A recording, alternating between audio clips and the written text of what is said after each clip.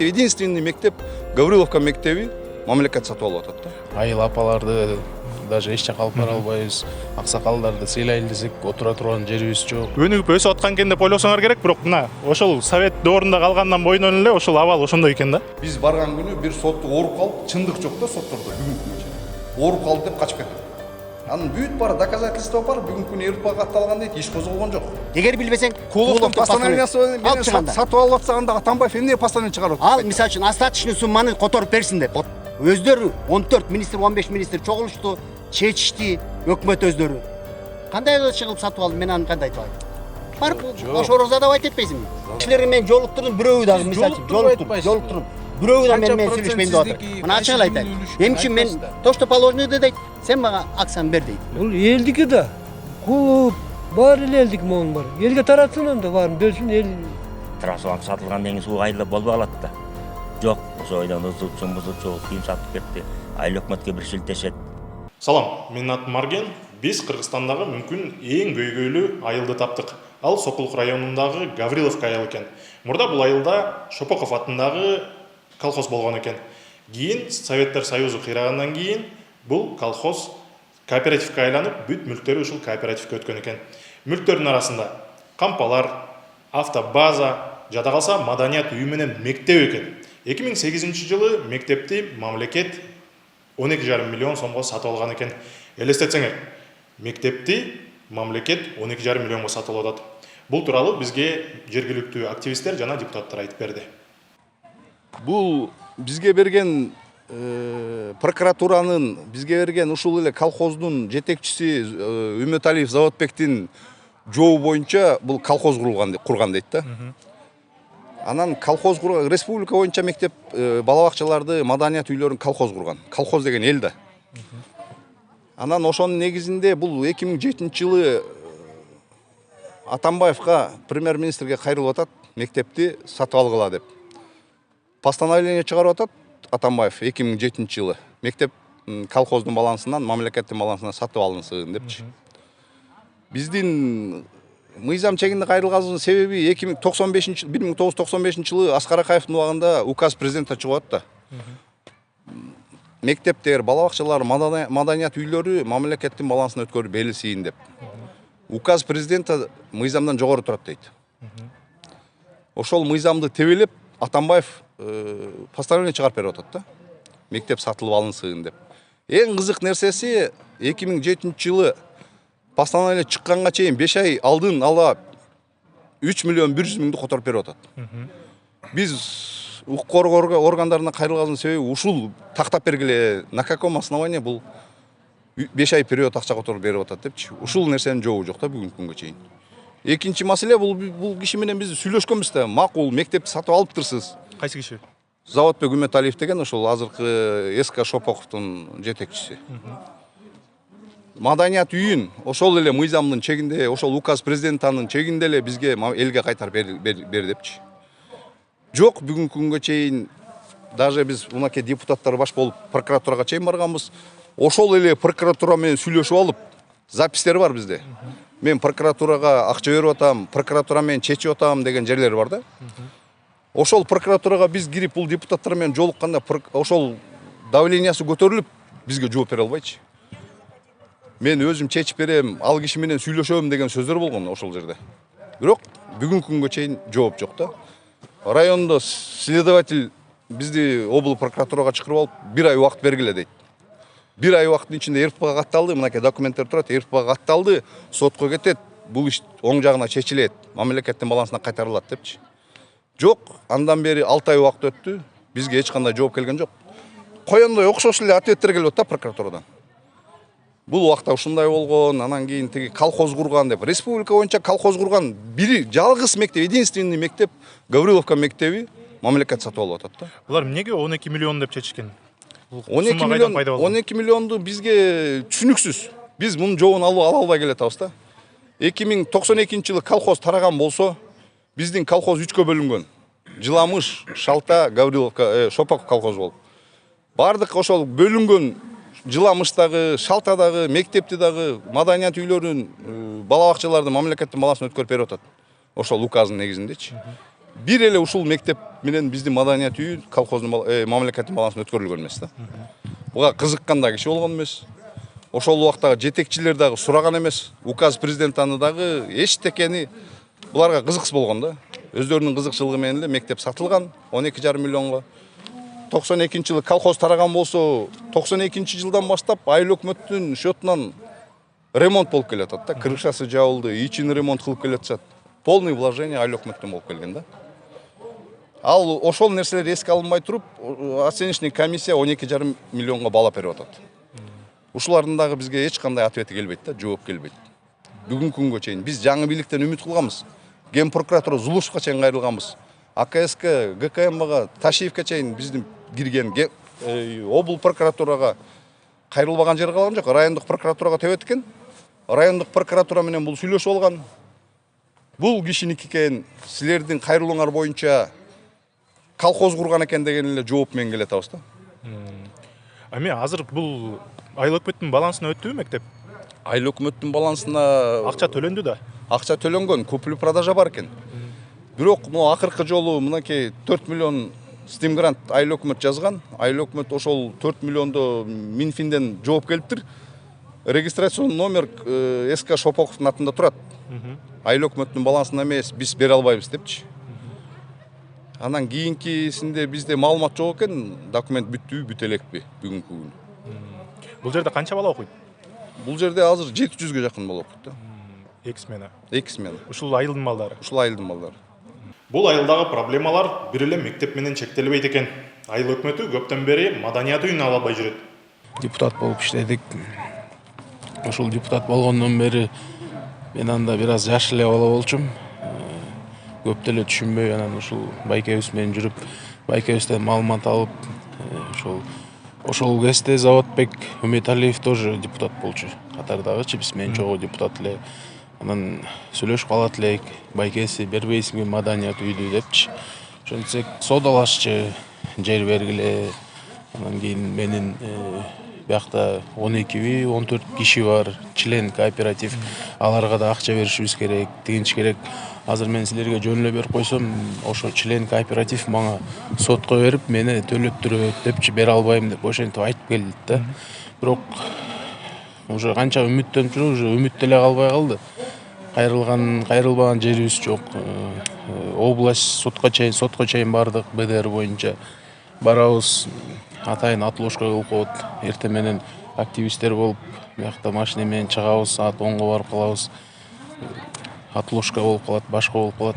Анан ошентип эртең менен башка күнү өткөзүп туруп, пользу Заводбекке калтырып коюптур. Ошондон кийин уже эч кандай үмүт деле жок да.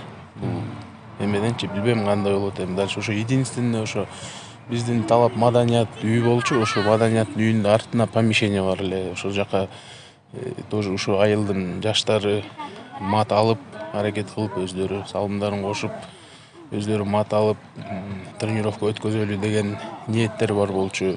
1-2 ай иштегенден кийин аренда төлөгүлө деп ошо Үмөталиев кыйнап 5000ге чейин түшүрдү. Бирок бүгүнкү күндө 5000 деле табыш кыйын болуп, төлөй албагандан жаап салды. Азыр маданият үйүндө тренировка деле болбой калган.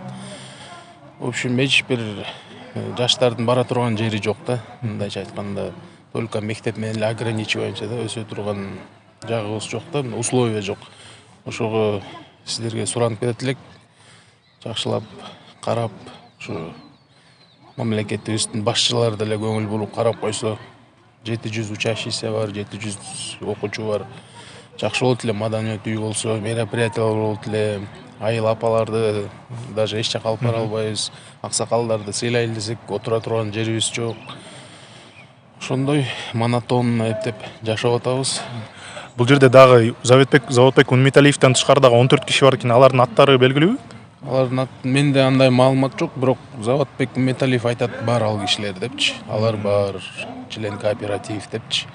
Мен ошол себептен өзүм чечим кыла албайм. Мен чечим кылсам, мен үстүмөн сот берип, буларга каршы болуп калам дейт да. Ошого тийиштүү органдар жакшылап карап берип койсо, териштирип жакшы болмок да. Ошо түшүнүксүз көп суроолор бар да. Жулианда маданият үйүн көрүп келели. Кандай абалда экен азыр? Мына сөз болуп жаткан маданият үйү ушул экен, абалы учурдагы абалы мына ушундай экен. Ушуну азыр айыл өкмөтү өзүнүн балансына өткөрүп алган аракет кылып жатыптыр. Азыр айтылып кеткендей эле, дагы эле кооперативдин балансында экен бул имарат. Муну ошол кооператив айыл өкмөткө өткөрүп бергиси келбейеттир. Жүрүп эле көрөлү.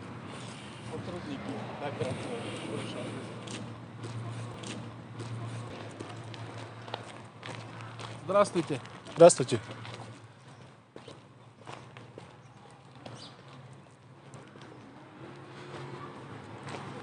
Менчик болуп мындай өнүгүп кеткен, дүркүрөп, өнүгүп өсүп аткан экен деп ойлосоңор керек, бирок мына ошол совет доорунда калгандан бойдон эле ошол абал ошондой экен да.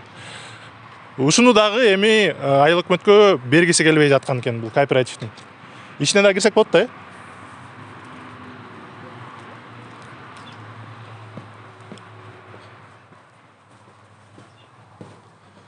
Бул ичинде актовый залдар барбы? Ичинде эме бар, стоматологический кабинет. И все, и бухгалтерия на втором этаже. Биздин зал могу жерде болчу да. Азыр жабык. Аренда 5 000 төлөй албай. Бул жерде канча бала машыгып турчу эле? Айылдын жаштары бир 20-30 баладай келчү да. Эме спорттон башка дагы кандай бир мемелер өтүп турчу эле? Иш-чаралар. Негизи өтсө жакшы болмок да. Ушул жерде, например, могу жерде эле стол коюп, майрамдарда апаларыбызды, аталарыбызды чакырып, ушундай. Ноорус деген майрамдарда эгемендүүлүк күнүндө элдин чогула турган жери жок да. Биз ушул жерди суранабыз да, хотя бы могул жерди бергиле депчи. Акыркы бир 5 жылдын ичинде бул жака да уже кире албай калдык да. Бул жактан ошол тиш доктор бар, ошол арендага берет. Бул жерде балдар тренировка кылчу, матыларды алып, бул жигит айткандай бул жерде тренировка кылып келишкен, светин төлөп, арендасын төлөп, договору дагы бар булардын. Төлөп аткан квитанцияларынан бери болчу. Анан акыркы күндөрү бул жерде ошол эми жаштардын көбүнүн жумушу жок. Анан эми баягы активист балдардын өзүнүн жакшы ою бар болчу да, көчөдө жүрбөй, тамеки чекпей, тияк бияка берилбей, спорт менен жаштарды алып кетели деп бир 70-80 балабыз бар. Ошол уюм болчу бизде, ынтымак, Гавриловка ынтымагы. Ошонун жигиттери бул жерде мына Медер баш болуп, Умар депутат баш болуп, ушул жерде балдарды тренировка кылдырып, ошол бош жүрбөсүн деп. Майрам күндөрү дагы мояка чогулганы уруксат бербейби? Жок, азыр уруксат жок. Ошол көйгөй. Демек, эл салган ушул имаратта эл өзү чогула албай жатат. Эл өзү чогула албайт. Ошол азыр эле мектепке жалдырабыз. Сессия, даже жергиликтүү кеңештин сессиясы мектепте өтүп атат да. Элдин чогула турган жери жок. Же бир кичкей боз үйүбүз бар, ошонун ичинде эптеп тыгылтып аксакалдарды келген конокторду ошонун ичинде сыйлаганга аракет кылабыз. Эми майрамдарды калтырбай өткөрүп келатабыз да. Ушундай биздин маданият үйү бүт республика боюнча мынакей 2014-жылга чейин маданият үйлөрү биз көрүп келатабыз, угуп келатабыз. Сиздер журналист катары деле, сиздер да күбө болуп келатсаңар керек. Бала бакчаларды, маданият үйлөрүн мамлекеттин балансына өткөрүп берип атышат да. Бүгүнкү күнгө чейин деле азыр жаңылыктардан берип атпайбы? Алды, мамлекеттин балансына өткөрүлүп алынды деп. Биздики билбейм, эмне кандай себептер менен, же бул кишинин аркасында күчтүү кишилер турабы? Бүгүнкү күнгө чейин ошол именно Гавриловканын көйгөйү чечилбейт да. Мектеп боюнча да чечилбейт, бул мынакей маданият үйү боюнча да чечилбейт.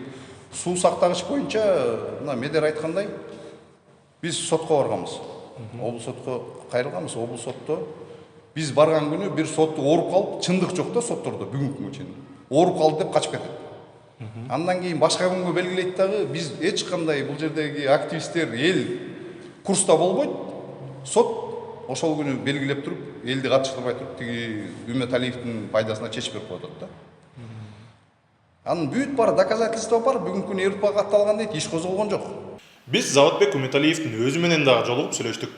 Ушул кооперативде азыр үлүшү бар адамдар канча саны?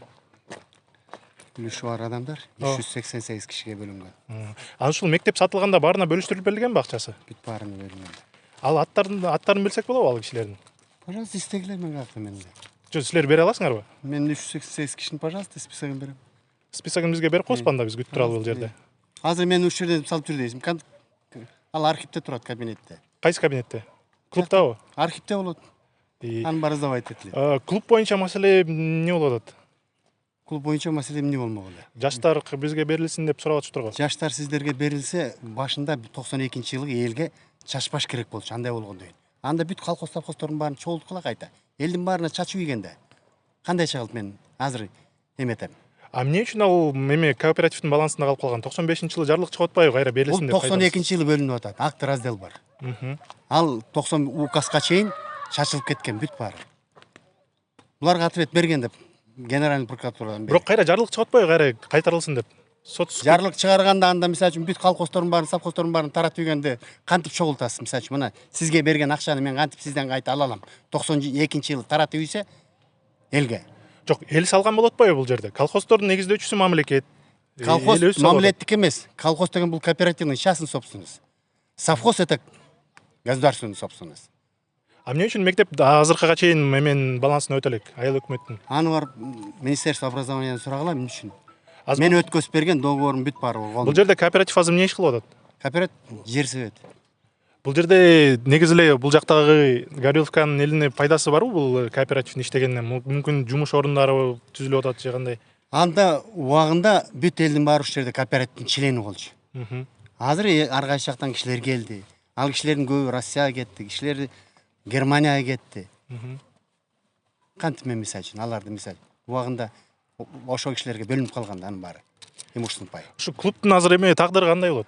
Сиздин оюңуз боюнча. Ушул клубтун тагдыры, пожалуйста, бергиле, сотко береби, эмне кылат? Мен эчтеке кыла албайм. Себеби ошончо кишиге имущественный пайга бөлүп алып, анан мен ошончо кишинин акчасын кандай чыга алам азыр? Демек, Сиз айтыңыз мисалы үчүн, мына кандай болот? Мына өзүңүз эле айтыңызчы. 92-жылы бөлүп салса элдин баарынын башына. Анан 95-жылы указ чыгат, анда бүт колхоз совхоздордун баарын чогултуш керек анда. Кайта чогулта албайбыз да. Малынан бери кетти, техникасы кетти, башка совхоз колхоздордун баары. А мен сактап калган үчүн мен күнөөлүүмүнбү? сиз айтып аткан 300 киши ушул жерде жашашабы алар баары? 388 киши азыр жашабайт. Сөйгө кеткендери бар, Россияга кеткендери бар, өлгөндөрү бар, Германияга кеткендери бар. Бирок имущественный пайын алган. Акциясын алып кеткен. Кишинин пайы сизде азыркы учурда? Мен айта албайм аны. Айта албайм. Башында 300 болгонбу? 388. 388 башында болгон. Азыр канча айта албайсыз. Айта албайм. Эмне үчүн? Эмне үчүн, ошон үчүн. Аны мисалы үчүн көтөрүш керек бүт кагаздын баарын. Негизи биз запрос кылсак сиз бере аласыз ал. Мен ал эмени ал тайный болот. Ар бир кооперативден, ар бир акционердин обществонун өзүнүн эмеси болот. Булар закрытый. Эгер сиз член болсоңуз, келип туруп пайыңызды алам десеңиз, мен көрсөтөм, туура бекен, туура эмес бекен. Бул жерде водокачка менен да проблема болот экен. Водокачка менен проблема болсо, давайте отуралы. Мен ошо кагаздын бүт баарын көрсөтөйүн. Мен водокачканын бүт баарын өткөзүп бергем. 5 трансформатор, 12 насос, бүт линиянын баарын өткөзүп берген, мен колумда кагаз бар. Зам аким кол койгон, Абдыраманов Алмаз деген. Начальник РЕС кол койгон, зам главный инженер Греков деген кол койгон. Бүт баары кол коюшкан. Мен комиссионно өткөзүп бергем айыл өкмөтүнө. Эми алар сатылып кетти, бир да трансформатор жок болсо, Демек мен күнөөм сиздин жок. сөзүңүз боюнча сиз бияка тапшырып бергенден кийин сатылып кеткен болот ошондо. Пожалуйста, документально текшерели. Негизи бул айылда мурда водопровод болгонбу? Мен өткөзүп берген убакта суу менен өткөзүп бергем. Менден кийин 2 жыл 3 жыл иштеди. 2 жыл 3 жылдан кийин бүт таратышты. Каян алып кетти? Ошол Золотой родничокты чакыргыла, ошол ЖКХны чакыргыла. Мен өткөзүп берген, колумда документ бар. Водокачканын үйү боюнча кандай дейсиз? Водокачканын үйү ал суунун охраняемый объект болчу. Полен охранять эткен үй. А водокачканын өзүнүн Полянык эмес, мыйзам чегинде ал ошол водокачканы охранять эткен Омар, болчу да. эгер билбесең, архитектурный документтерди карагыла, ошол жерде сторожевой будка деген мамындай кичинекей будкасы бар. Будкасынан бери талкалап кетти. Высоковольтный линиясы да жок, трансформатор да жок. Азыр отурла, мен азыр апарып көрсөтүп берем. Ким талкалап кеткен болот ушуну? Эми айыл өкмөтүнө суралда, мен кайдан билем кимге бергенин. Мен аны кайдан билем, мисалы үчүн. Негизи эле бул айылда мурда водопровод болгон экен да, инфраструктурасы сакталып. Мен өткөзүп бергем. Бүт сууну менен скважинанын бүт баарын өткөзүп бергем. Бул автобазанын ичинде дагы водокачка бар дейт го. Автобазанын ичинде меникинде эмес, аны кандайча болуп сатылып кеткен, мен колумда документ. Ал дагы сатылып кеткенби? Айыл өкмөтүнө барып сурала. Азыр айыл өкмөтүнөн да барып сурайсыз. Айыл өкмөтүнө сурала. Мына мен буларга документально бергем. Колумда скважинанын баары, трансформатордун баары өтүп берилген колумда документ. Сиз айтып калдыңыз, эгерде биз запрос кылсак, сиз үлүшү бар адамдарды бизге айтып бере аласыз. Үлүшү бар адамдардын только списогун берем. Только списогун берем. Канча процент бар айта албайсыз. Канча процент бар, мен эч кимге айтпайм. Ал секрет болот. Любой акционерный общество. Себеби, пожалуйста, эгер барабыз десеңер, мен водопроводдорду ар кимисин көрсөтүп берем. Трансформаторлордон эчтеке жок, высоковольтный линиядан эчтеке жок. Эчтеке жок. Заборунан бери ташып талкалап кеткен. Мен өтүп бергенде колумда документим бар. Көрөсүңөр, мен любойун көрсөтүп берем. Эмне үчүн мисалы үчүн 5 скважинаны, 5 трансформаторду истебейт, анан кийин огородный бригада курулган скважинаны мага эметип атсыңар. Ал огородный бригада курулган. Огородный бригада болгондо сиз өзүңүз депутат болуп турганда, байке, бул деңиздин убагында сиз билесиз. Тиги арабтар келген 38 миллионго, аны сиз жакшы билесиз. Ошол убакта бул проектке кирген болчу. Проектке кирген мага көрсөттүңөрбү? Жок, көрсөткөн Сиз депутат катары, сиз мен катары депутат болгон, сиз билесиз, ал курстасыз. Мен эчтеке билбейм, ал. Сиз башында тургансыз, жүрөсүз. Ал боюнча мына менин колумда документ турат. Ал огородный бригада специально курулган, бул тепличницага, специально теплица выращивать эткенге. Ошол жерде огородный бригада болгон. Ошол жерде капуста, картошка ошо выращивать эткенге специальный скважина курулган айылда. Что поливать эткенге. Сиздин шартыңыз кандай бул азыр клуб өкмөткө өткөзүш үчүн? Айыл өкмөттү өткөзүш үчүн мен азыр эчтеке кыла албайм. Ачык сөз. Мен айткан убагында, эгер балансыбыз тоймос, оценка кылган өздөрүнүн оценкасы бар болчу, Бакиевдин убагында президент менен губернаторлор мени чакырышып, өткөзүп бер деген. Өткөзсө, пожалуйста, оценка кылгыла деген. Оценка кылышкан. Өздөрү оценка кылды, айыл өкмөтү. 8 миллион 8 миң ушундай бедеке деген. Оценка кылды. Ошо боюнча бүт документтери бар. Мен өткөзүп бергем. Өткөзүп берейин десем, өздөрү кылышты. Албайбыз деп, мындай баада. Эми мындай баада. Кандай баа сунуштадыңыз? Оценка кылган мага менен кетет. Независимый оценщиктер келди. Оценка кылды, өздөрү чакырды. Кандай баа эле? 8 миллион 8 миң деп атпайм. Өздөрү оценка кылды. Мени жолотконду жок буларга айыл өкмөтү. Үсөнов деген айыл өкмөтү болчу, өзү оценка кылган. Мен оценка кылганым жок мага. Ошон губернатор, президенттер чакырганда да берген эмессизби бул? Ошону чакырып туруп айткан, оценка кылып туруп өткөзүп бер деген. Эгер возможность болсо эл менен собрание кыл деген. Мейл деген, мен ал убакта элдин баары макул болгон, собрание кылдык, ал убакта ошондой убакта 14-жыл беле 15-жыл билбейм. Точно караш. Байке, буга чейин сиз менен биз мыйзам чегинде эле урушпай, талашпай эле сүйлөшүп келатабыз да. Сиз дагы сотко кайрылып атасыз, биз дагы сотко кайрылып атабыз. Мыйзам чегинде кайрылып келатабыз. Азыр мен журналисттин суроосуна жооп бердим. Сиз дагы айтып атасыз, 95-жылы указ президентте колхоз тарагандан чыккан деп. Ошол указ президент аны мен кайрылган жерде айтып келатам да, бул мыйзамдан жогору турат указ президентте. Ошол указдын негизинде постановление правительства чыгат дагы. Бүгүнкү 15-жылга чейин өтүп кеткен, менчик өтүп кеткен клубтарды, маданият үйлөрүнүн мамлекеттин балансына алып атат да. Ошол эле указдын негизинде, постановлениянын негизинде алып атат. Андан кийин бул мектепти ошол башка биздин ушул эле Гавриловка, Шопок колхозу боюнча айтайын, Шалта, Жыламыш, маданият үйлөрүнүн мектептерди мамлекеттин балансына өткөрүп берет. Андан кийин ошол указды тебелеп, постановленияда правительство тебелеп, ошол убакта премьер-министрлер сизге неме чыгарып берип атат да. Токтом чыгарып берип атат. Мектеп сатылып алынсын деп азыр айтып өтөйүн. Ошол эле биз сизге көрсөтүп келаткан документтердин ичинде сиз постановление чыккан, Атамбаевдин постановлениясы чыкканга чейин 5 ай период акча которуп берип атат деп, биз ошол убакта сиз мурунку сазда депутат болуп жүргөндө биз алып атабыз запросторду. Ответин алып атабыз да. Ошондо 5 ай период акча которуп берип атышат сизге. Анан кийин бул эмне себептен 5 ай период акча которуп берип атат? Бүгүнкү күнү Сокулуктун прокуратурасы дагы ошол эле ответти, ошол жылкы ответти берип келатышат да. Бүт эле ошондо окшош эле. Анан ГКСтин менде документте турат, АКСтин немеси турат. Бул жерде грубейший нарушение мамлекетке чоң суммадагы зыян келтирилген деп Ген прокуратурага өткөрүп берип атат. Ген прокуратура Сокулуктун прокуратурасына тийип атат да. Ген прокуратура өзү да текшерген. Жок, Ген прокуратура Сокулуктун прокуратурасына менде ответ турат да. Сокулуктун прокуратурасына өткөрүп берип атат да. Сокулуктун прокуратурасы бизге берген ответти эле кайта берип атат да.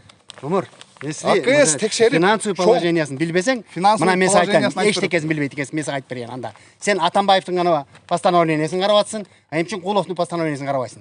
Бир постановленияны Эмне үчүн Куловдун карабайсың? Токтоп туруңуз. Бир постановлениянын үстүндө мыйзам чегинде экинчи постановление чыгарганга акысы жок. Анда аны жокко чыгарыш керек болчу. Жокко чыгаргандан кийин сизге ошол постановлениеде жокко чыгарыш керек болчу. Эгер ушул документти Сен кыйын болсоң барып өкмөткө бер. Биринчи постановление куловдук менен чыкты. А өздөрү оценка кылды. Мен оценка кылган жокмун дагы. Өздөрү оценка кылышты. Специальный независимый комиссия келди, өкмөттөн правительственный өздөрү оценка кылышты. Өздөрү оценка кылды да баалады. Мен как юрист катары айтып атам да. Сен юрист катары болсоң, өзүңүз мыйзам чегинде, сиз мыйзамды жакшы түшүнүп мен да мыйзамды чегинде айтып атырмын. Биринчи постановлениянын негизинде постановленияны жокко чыгармайчы экинчи постановление чыгарганга акысы жок. Эгер билбесең, Анда ошо Куловдун постановлениясы менен анда эмне үчүн ошондо сатып алынбайт? Омар, мына Экинчи постановление эмне себептен постановлениясы менен чыгарып сатып алып атат школду. Мен сага айтайын эгер билбесең, Куловдун постановлениясы менен сатып алып атса анда Атамбаев эмне постановление чыгарып атат? Ал мисалы үчүн остаточный сумманы которуп берсин деп. Которуп берсин деп эле сатылып алынсын деп чыгарып атат, байке. Ошол остаток суммага Остаток сумма деген жери жок ал жерде. Мектеп сатылып алынсын мамлекеттин балансына деп Минфинге берип. Эгер билбесең, ошол балансты мисалы үчүн барып туруп Куловго задавать эт. Ошол өкмөткө 14-15 министр кол койгон, ошонун баарына задавать эт. Мен мисалы үчүн мен аяка кирип комиссияга кирген жокмун. Өздөрү 14 министр, 15 министр чогулушту, чечишти, өкмөт өздөрү. Кандай чыгып сатып алды, мен аны кандай айтып айтайын? Барып ошого задавать этпейсиңби? Эгер сен высшее образование юрист болсоң, ошого задавать этип атам. Ошол вопрос. Задавать эт дагы бир. Сиз ответиңизди айтып атасыз да, мамлекет курган, колхоз курган деп. Колхоз курган. Республика боюнча мектептерди колхоз курган. Токтоп тур. Маданият үйлөрүн колхоз курган. Эмне үчүн алар мамлекеттин балансына көрүп берет? Эгер сен мына Омар, эгер ошончолук билгиң келсе, акт разделди карагын. Акт раздел бар болуш керек сенде. Шалта менен жыламыш, колхоз курган эмес. Карагын азыр. Карагын. Кулундагы ким курган? Аны өкмөт курган. Ал өкмөттүн өсүндө автоматически калды. Сиз экинчи вопросту айттыңыз да, тиги колхоз деген мамлекеттики болгон эмес деп. Колхоз деген мамлекеттики эмес. Бул частный собственность, коллективный собственность. Кооператив гана колхоз мамлекеттик эмес. Ким айтты? Мен айтып атам да. Эмеси билбесең бар. Колхоз менен совхоз деген экөөнүн разницасын сиз жакшы билесиз. Колхоз дагы ошол убакта мамлекетке кызмат кылган. Эч кандай мамлекеттик. Мектепти дагы бүт барын. Эч кандай мамлекеттик эмес. Билбесең, барып туруп запрос жаса Минюстка. Запрос жаса. Колхоз деген эмне экен? Бул коллективный собственность. Совхоз это государственный собственность. Барып анда запрос жасаган Минюстка. Запрос жасап келет алышты. Биз сизден жанагы үлүшү бар адамдардын списогун сиз бизге берсеңиз, алар менен сүйлөшсөк болот да, туурабы, комментарий алып. Бул жерде иштер кандай болуп аткан? Жок да ал кишилер, туурабы? Бары бар, жогу жок. Мен айта албайм да мисалы үчүн. Кимиси кетти, кимиси кеткен жок. Мен билбейм да. Канчасы Германияга кетти, канчасы Россияга кетти, мен билбейм да. Канчасы өлгөндөр бар. Ошондо мектеп саткандан кийин ошолорго жөнөтүп аттыңыз акчаны Германияга. Мына мисалы үчүн ар кимиси мектеп саткан убакта биз 30 миллион карыз болчумун мен. Ушул кооператив мен келген убакта 30 миллион карыз болчу. Бул то, что мектеп жабылган, это бул мелочь, 12,5 миллион. 30 миллион карыз менен 12,5 миллион. Эмне болгон карыз, эмнеден калган карыз? Мен өткөзүп алганда 30 миллион карыз болчу. Мен колумда документим бар. Бул мисалы үчүн элге карыз болчу, налоговыйга карыз болчу, соцфондко карыз болчу, Север Электрога карыз болчу, частный предпринимательдерге карыз болчу. Толтура 30 миллион карыз болчу. А то, что 12,5 миллион, это Сиз ошо карызга карабай өткөзүп алгансызбы? мен ошону эл шайлады. Мен общий болбойм дегем. Мен 3 жолу шайлады, 3 жолу эл шайлады. Мен иштебейм дегем. Мен бөлүнүп кетем дегем, бүттү. Мени бөлүп койгула, өзүмдүн гана пайым менен чыгып кетейин. Тети ферманы бергиле, бүттү, жетет дегем. Мен только животный отсом мен кетем дегем. Өзүмдүн элим менен. Но эл болбой 3 жолу алып келип шайлашты. Биринчи жолу алып келип шайлаганда өзүм отказ кылдым, кой деп. Сакзаводдун директорун алып келип коюшту. Макул дедим. Мен кеттим. Экинчи жолу шайлады, дагы отказ кылдым. Үчүнчү жолу шайлаганда эл болбой койду. Эл сүйрөп кирди да шайлашты. Биз сени шайлайбыз. Азыр эми Заводбек байке. Мен 3 жолу отказ кылдым, айтып отурмун? Байке, азыр эми ошол сиздин член кооперативде отпайсызбы, баары кеткен депчи. Баары эмес мисалы үчүн, баары эмес. Ошолор эми кетип калыптыр эми. А бул жердеги ошолордун балдары, ошолордун неберелери, туугандары мындай бир маданиятсыздык жерде жашап атпайбы байке, мындай одна толы мындай. Мына мындай да. Мен укпаңызчы байке. Мындай серый жашоо болуп атат да, эч бир өнүгүү жок. Ошого сиз себепкер болуп, ошо маданият үйүңүздү бериңиз да колдонсун. Пожалуйста, акчасын төлөгүлө оценка кылган акчаңарды. Ким төлөйт эми? Жана элементарно, жана 5000 сомду төлөй албай кыйнап атпайсызбы? 5000 сом төлөй албасаңар, тем более. Же тренер. Тем более мына мисалы үчүн айтып атам. Тренерибиз келбей. Кандай ал эми силердин ишиңер да. Төлөй албаса. Ага да акча бериш керек экен. Эмне бүт акча менен чечилип калды байке. Сиз деле эми. Анда мен жана акциясы бар кишилерге Мен чөнтөгүмөн акчаны беришим керек. Кандай чалып мен кот беришим керек? Анда ошо Отурушум керек. кишилерди бизге жолуктуруңуз анда, биз ошолордон сурайлы. Ошо кишилерге мен жолуктурдум, бирөөү дагы Сиз мисалы үчүн жолуктуруп айтпайсызбы? жолуктурдум. Бирөөү да менен Канча сүйлөшпөйм деп процент атыр. сиздики, Мына ачык эле кайсы айтайын. күнү үлүшкөн Эмне үчүн мен айтпайсыздар. то, что положено дейт, сен мага акчаны бер дейт. Любой киши. Кантип мисалы үчүн мына берди, мен сотко берди. Мына ошол эле Литвин берген, ошол эле Куат берген, ошол эле Мишустин берген. Мен ар кимисине бербей, кой деп кармадым да, айттым да, мен керек болсо аларга процент мен төлөп бердим. Кармап турганым үчүн. Негизи клубдун өзүнүн имараты мындай колдонулбай эле турат да. Колдонулбай турат. Ошондойдон тура берсинби? Эми турган убакта мен берип аттым да. Бердим, мына буларга айттым, 5000 сомдон силерге, светиңерге, сарарой андай-мындайыңарга төлөп эмет иштеткиле. Иштеткиле дедим. Мен 5 миңден төлөдүм. Айттым. 5 эмес, мына кымдай комнатаны 12-13 миңден, мына зубниктер бир комнатаны төлөйт. Почта иштеген тоже 12 миңден төлөйт. Светине төлөш керек, анын отоплениясы 3 сомдон болгону билесиңер канча чыгат. Булар лөк үйгөн ошончо чоң залды. Жок да байке.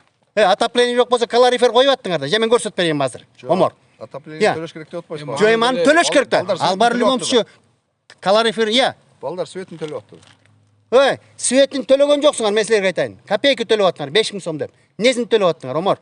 Кышында отопление этип аттыңар, ошончо чоң залды. Мына 5000 сом төлөшпөй мисалы үчүн. Мына канча төлөп койдуңар? Айтпачы.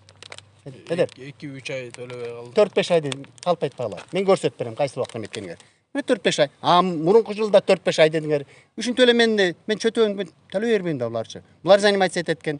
Мен канча чөнтөгүмөн төлөшүм керек? Жо, мен 5000 сомго бир болбогон комнатаны айттым, светиңерди андай-мындай карап турганыңарга шыпырган, тегерек шетинде берип койгула 5000ди. Сторож аял ошол жерден эметип тазалап турат, порядок кылып турат. 5000 төлөсө мен кантип берейин эми? Мен бул төлөп беришим керек. Бул жерде мындай дагы суроо болуп атат да, башка үлүшү бар адамдар баш эле белгисиз болуп атат да, биякта жашайбы, жашабайбы, ошондой Башка үлүшү барлар жашагандары бар, жашабагандары бар, керекпи Казакстанда жашагандары бар, керекпи Россияда жашагандары бар. Кантип эне билем. Сен башкаларды тааныйсыңарбы бул жерде? Тааныбайбыз да биз, если биз Булар жаңы келгендер да. Колхоз кайрылмакпыз 92 жыл бөлгөн убакта мисалы үчүн айтып атпаймынбы? Ошо кишилердин кээ биркилери өлүп да калды. Өлүп барат мисалы үчүн баласына, мына калп айтпайм.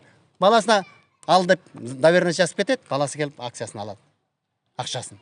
Жобосо туугандарына жазып берип кетет доверенность. Жобосо бирөөлөргө жазып берип кетет. Пожалуйста. Заводбектен башка үлүшү бар адамдарды тааныбайбыз деп айтышат жергиликтүү активисттер. Бирок ушул болуп турган маселелерди эгерде үлүшү бар адамдар чогулса, баары добуш берип чечип коймок экен. Азыр баарын ошонун баарын сатпады. Мен укканым боюнча школ 12 миллион дейт, клуб 10 миллион дейт, центральный ток 10 миллионго кетиптир. Андан башкаларын билбейм. Тетиги стройбригада, чоң площадка аркыларын баары канча кетти. Сиз бул кооператив болгондон кийин сизде үлүшүңүз бар болгон бул жерде. Бар болгон үлүшүм бар. Саны канчага саттыңыз эле? Мен ага өзүм арстанып соттошу бар менен. Жарты үлүшүм алган, жартысын албайм деп койгом мен. Экөөсү кайсыдаш мушташканга чейин бар. Бергиси келген эмес беле аны? Бергиси келбейт, кантип берет? Мен бергем деп атпайбы? Бергиси келген эмес. Берсе жарсын берген, жарсын калган ошондо. Соттошуп 1 жылдан ашык соттошуп. Бул сотту сатып алса сүйрөй эле беришкендик. Алып тияка, бияка, эртең бир күн, аркын айрап келе береткесиң, анан эң аган өзүмдү ооруп, калгандыгынан жатаган. Керек жок ушул акчаны сен ал ошо. Негизи сиздин оюңуз боюнча мектеп айыл өкмөтүгө өтүш керек болчу беле? Кандай акчагабы же акысыз эле өтүш керек беле? Бул элдики да. Клуб баары эле элдик моун бар. Элге таратсын анда баарын бөлсүн, эл бөлүп ортого чыгып койду ал акчаны. Мен мисалы дарылоо ортого чыксамакмын, андай болсо. Бул бербей атат тырышып. Мына клубду берип коюш керек болчу, Ушул жерде канчада 5,5 миңдей киши жашайт ушул жерде. Балдарын баары өсүп келатат. Мына жолдон карайм, коомузун көтөрүп алып чуркап барышат, өнүшөт. Таланттуу балдар көп урдай турган. Мурда концерт берчи, кино болчу, бар болчу да. Азыр ичинин баары билбейм эмне бар экен, эмне жок экен. Мен барбай калдым ки, кирбеген жокмун. Негизи эле бул колхозду мамлекеттик мүлк эмес деп айтып атат да бул жакта, мектепти да, клубду дагы. Муну мындай кылыш керек. Мен yana токтош сүйлөсөм, болсо жаңылды. Мен ушул спорт этикетем, ушунтарышма. Айтты. Анда общий собрание кылбай чыгарып дейт. Мына көрдүңбү? Муну себебен илгери мындай болгон. Мелкий жанакы инвентарларды, мисалы, суммасы кичинекейлерин баарын правление решать этет деп чыккан. Эки крупный зданияларды общий собрание решать деген. Общий собрание сат десе сатат. Каяка түшсө бияка. ошонун авыз бердеги болгон кичине кооперативдерин чогултуш керек, собрание кылыш керек. Эл эмне деп айтат ошондо? Акчасын берсин дейби? Мында карап көрсөң болуптур эми кооперативдин өзүнүкү. Ал эми ким Заводбек эмес эмес да ал. Аны колхоздун владелец эмес, ээси эмес да, туурабы? Ал только руководитель. Туурабы? Руководитель. Больше эчки жок. Общий собрание болуп көрдү беле бул кооператив негизделгенден бери? Мен көп качкан жокмун. Бирде жолу качкан жокмун. Эгер болсо, болгон кишилер мүмкүн көрүр. Мен бирде жолу мына мен 2008-жылы кеттим пенсияга. Андан мурда деле собрание болгон эмес. Ошондон мына бир собрание көрдүм. Собрание кылып гана чыгарыш керек болду. Азыркы маалда абдан кыйын. 27 жылдан бери бизде суу жок. Бишкектен аралыгыбыз бир 15-16 километр турабыз. Канча биз өкмөттөргө кайрылдык, эчтеке внимание деле жок. Сууну кандай бир грязный суу ичип атсак, ошондой эле ичип атабыз. Азыр деле байкап турасыңар, мына элдердин баардыгы кичик балдар баары эле ооруп сооруп эле. Суунун кептесинен деле ойлоп коем. Суу эмнеге болбой калган? Суунун кебетеси эмеси иши болбой калган үчүн мен колхоз убагында иштеп жүргөндө бул Заводбек деген да колхоздо иштеп жүргөн. Ошондо биздин аксакалдар буну коюп коебуз. Колхоз оңуп кетери деп ойлодук элек. Ушуну коюп коюп анан кийин кайсы бир себеп менен трансформатор сатылып кетти берден. Романакон трансформаторлор сатылып кетти. Трансформатор сатылгандан кийин суу айылда болбой калат да. Жок, ошо ойдон бузуучу ким сатып кетти? Айыл өкмөткө бир шилтешет. Анан айыл өкмөттө келсек, биз алган жокпуз дейт. Эми негизи ушул Заводбектин убагында болгон. Эми ал кандайча кантип эле ошо айыл өкмөткө өткөрүп берип коет. Мен түшүнүктүүсү, азыр деле чуркап эле жүрөбүз. Эми ал киши берде башкарма болуп иштеп, шайлагандан кийин болгон эмелерин баарын сатып чыкты. Анан биз ойлогонбуз колхоз дагы көтөрүп оңолуп кеткизем. Мына бүгүнкү күнгө чейин дагы эле талашып кырылышып жүрөбүз. Мына азыр биздин жаш балдар, көп спортсмендер бире чыгып атышкан. Анан бир клубубуз жок, бир спорт залыбыз жок, бир шайлоо болсо өткөрүлсөк, ушу клубтан бир мероприятие, мурда көп мероприятие өтчү эле. Азыр клубду дагы алып алып, ичине бир өзүнчө бир контор кылып алып, ичин баарын тегерегин барып көрсөңөр болот. Бардак болуп кетти. Элдин мага наразылык кылып, канча бир 2-3 жолу акиматка чейин МСДчу болуп, собрание да кылып аттык. Бизге сотка да берип атты. Соттон кайра биз жеңип алдык. Ушинтип эле келатабыз. Клуб жей бербейт. Ушул акыбалыбыз те жаман жерде болуп турат. Эми азыр чоң поңдорго да кат жаздык, ат өтүбүз да элек элек. Азыр биз кыйын акыбалда турабыз. Азыр элдин баары тең араң турат. Алып туруп база калсакпы деген ойлору бар, анан биз токтотуп турабыз. Ушу башында 400гө жакын адам бар болчу дейт, бай бар болчу дейт. Ооба, ушундай бар болчу. Азыр канча билбейсизби? Азыр билбейбиз, аны бул секреттин өзүнө кармайт. Анан канча пайызы бар, бул айтат бир көп эле адам бар дейт. Анан мен оюмча бул где-то бир 5-6 эле киши эле бар болуш керек деп ойлойм. Калгандардын баары орустар болот, орустар чыдап отуп кетип калышкан Россиягачы. Анан орустарды калып калгандыр. А так бу жерде ошо колхоздо эч ким деле калбай калды. Бул айтып атат, баланча малча пайшыгым бар дейт. Пайшыктер эле негизи деле жок. Бул жөн эле калп сөздөр. Аны укук органдар текшерсе, бул уят болуп калат деп ойлойм. Анан негизи бул азыркы маалда жаман грязный иштеп атат. Анан ушунча жалгыз адам ушу Гавриловканын айылын баарын болгап, жаман уят болуп жүрөт. Негизи эле бул кооперативдин айылга пайдасы барбы? Мүмкүн жумуш орундары түзүлөт, же техниканы оңдоп беришет, же кандай? Эми бул Мүмкүн продукция өндүрөт. Бизде жакшы бир башкармабыз болсо, мурункудай адам болсо, бу жерде айылдагылар болгон буудай судайын баарын ошол жерден тазалап кетчү. Будайларын хранилище бар, хранилищеге коюп кетчү. Эми кээ бирлерки жерлер көп, үйлөрүнө будай батыра албайт. Берин тазалап, мазалап киргизип койчубуз. Бул азыр берин баарын өзүмдүк кылып алып, бир адамга эчтеке пайда да болбой калды. Өз кат кебетесиңер карасаңар, бүт баары тең урап, сурап, бүт болду баары тең эле. Кооперативдин ээлери, үлүшү бар адамдары жөнүндө айыл өкмөтүндө дагы маалымат жок экен. Негизи эле бул эменин кооперативдин ичинде болуп аткан процесстерге силерде маалымат барбы? Канча кишинин үлүшү бар? Жок, андай маалымат жок. Ал өздөрүнүн биз буга чейин түзүлүп неткен экен, ал биз андай маалымат менен мүмкүндө Тизмесин сурап көрдүңөр эле канча киши бар экен? тизмесин баягыда бир балдар арыз жазып прокуратурага жазылганда ошол жерден текшерилип атат болуш керек. Ошол мен так маалымат жок экен да ал боюнча мендечи бүгүнкү күндө. Ушул мындай суроо болуп атат да, бул жерден өзүнүн атынан сүйлөп атабы же ошол үлүшү бар кишилердин атынан сүйлөп атабы деген? Эми бизге айтканда ошол мен клубду сатсам ошол акчанын алган акчаны мен ошол ар кимдин пайы бар. Ошол пайчтарга бөлүп беришим керек деп атат да, анын сөзүнөн. Анда эми ал канча чындыкка туура экенин аны мен Бирок ал кишилерди силер көргөн эмес экен. жок. Ал кайсы кишилери бар деп списогун сурасак да, ал бизге бир балда бир сураганбыз. Анан баягы бир тайына анан колхоздун эмеси, анан силердин ишиңер эмне экен деп бизге бербей койгон да, ал боюнчачы. Бизге азыр берем деди. Измени берем деп атат да, отдел кадровдон бар берем деп атат. Бирок кимдин канча үлүшү бар экенин мен аны айта албайм деп атат да. Ушундай да. Ал берсе анда ошону алып анда карап ошо менен жогорку бир укук коргоо органдарына кайрылыш керек. Эме клубду кайтарып алуу боюнча дагы иштер жүрүп атат да. Ооба, азыр биз да ал киши менен бүгүнкү күндө клубду алуу боюнча сүйлөшүү иштери жүргүзүп атабыз. Азыр эми ошол ал койгон условия орусча айтканда биз көңүл албай атабыз шарттарыначы. Бирок азыр түшүндүрүү иштерин жүргүзүп, башка дагы биз дагы иштерди карап атабыз. Жакын арада ошо биз да бир жыйынтыктап бир какой-то бир компромисске келебиз деген ой бар. Эми ал кишинин бүт нерсе ал кишиден зависит этет деп атат да бүгүнкү күндөчү. Ошол кишинин эле бир чечими керек да. Кыскасы мындай, Гавриловкада водопровод бар, суусу жок, маданият үйү бар, аны колдонууга болбойт. Ушун үчүн биз бул айылды мүмкүн Кыргызстандагы эң көйгөйлүү айыл деп атадык.